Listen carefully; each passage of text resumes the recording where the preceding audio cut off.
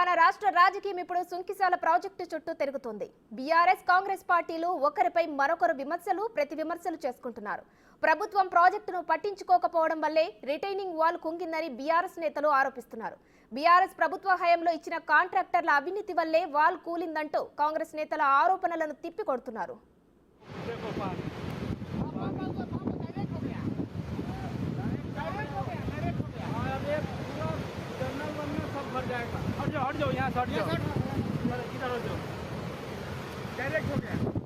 హైదరాబాద్ ప్రజల తాగునీటి సమస్య తీర్చేందుకు గత బీఆర్ఎస్ ప్రభుత్వం నాగార్జున సాగర్ వద్ద సుంకిశాల ప్రాజెక్టు నిర్మాణం చేపట్టింది.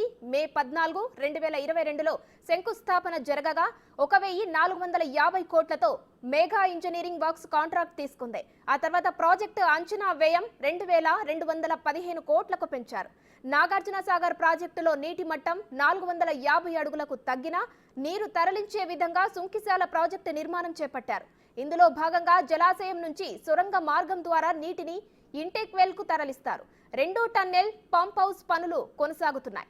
టన్నెల్ కు గేటు అమర్చేందుకు రిజర్వాయర్ వైపున మట్టిని తొలగించారు. అదే సమయంలో సాగర్ ఎగువ నుంచి భారీ వరద రావడంతో టన్నెల్ గేటు ధ్వంసమైంది.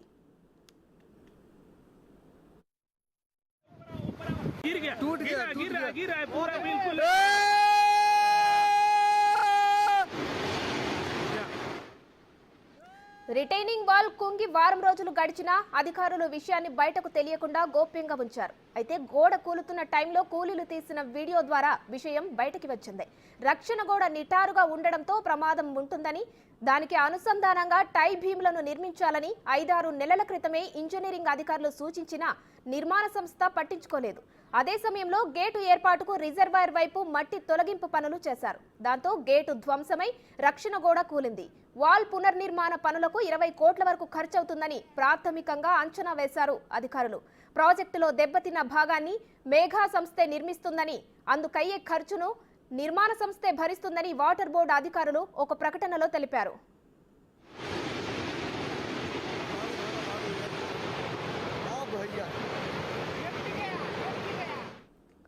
సుంకిశాల ఘటనపై ప్రభుత్వం సమగ్ర విచారణకు ఆదేశించిందన్నారు మంత్రి పొన్నం ప్రభాకర్. సుంకిశాల ప్రాజెక్టు నిర్మాణం బీఆర్ఎస్ హయాంలో జరిగిందని, నాణ్యత లోపానికి కారకులు ఎవరనేది విచారణలో తేలుతుందని అన్నారు.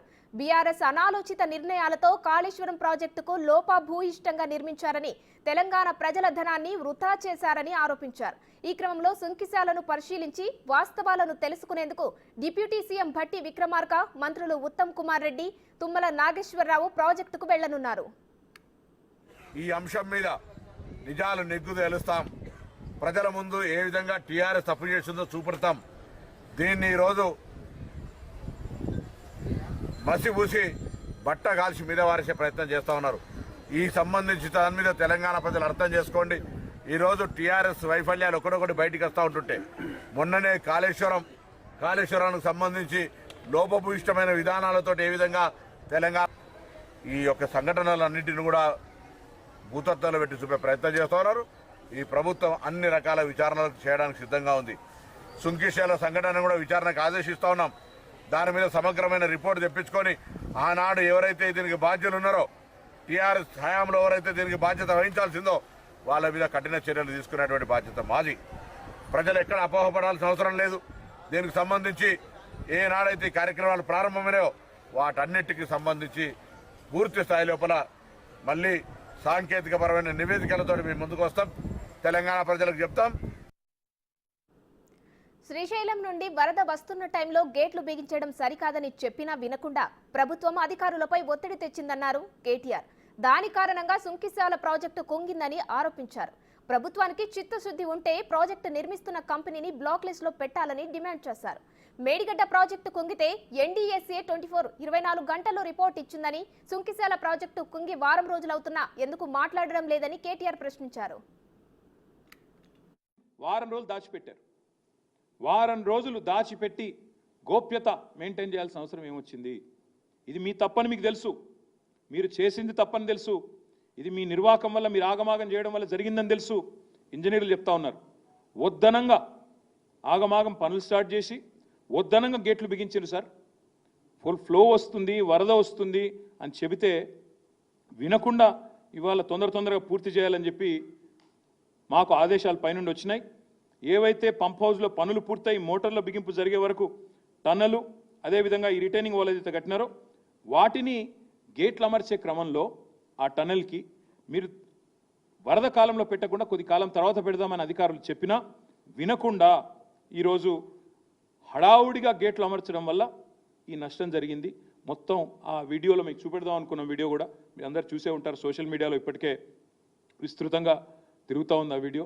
తప్పకుండా నేను మిమ్మల్ని ప్రభుత్వాన్ని అడిగేది, ఇంజనీర్ల పర్యవేక్షణ లేకుండా పురపాలక శాఖ అజమాయిషీ లేకుండా ఈ రకమైన ప్రమాదం ఏదైతే జరిగిందో అదృష్టవశాత్తు కూలీలు షిఫ్టులు మారే టైంకి ప్రమాదం జరిగింది.